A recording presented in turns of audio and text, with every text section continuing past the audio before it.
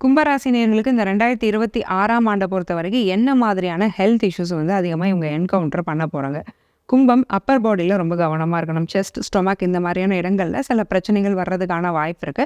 40, 50 வயது மீறின ஒரு 50 வயதுக்கு மேல நீங்க இருக்கிறீங்க அப்படின்னா, ஃபுல் பாடி செக்கப் அப்படிங்கிறத எடுத்துக்கிறது நல்லது.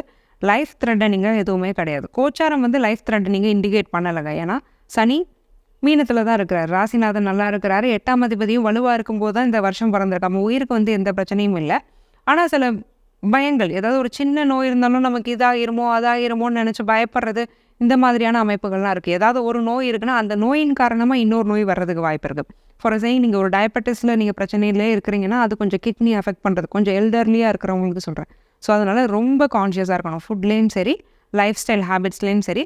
கொஞ்சம் யங்ஸ்டரா இருக்கிறீங்கன்னா, ஓடி ஆடுறது, படிய குதிச்சு ஏறுறது, இந்த மாரி சாகசங்கள் பண்றதெல்லாம் கொஞ்சம் தவிர்த்துக்கணும். டக்குன்னு கால் பெரல்றது, ஒரு சுளுக்கு பிடிக்கிறது, அதனால ஒரு பேண்டேஜ போட்டு உட்கார்றது ஒரு 10 நாளைக்குங்கிற மாரியான அமைப்பு இருக்கு. அதில கொஞ்சம் கவனமா இருந்துக்கிறது நல்லது.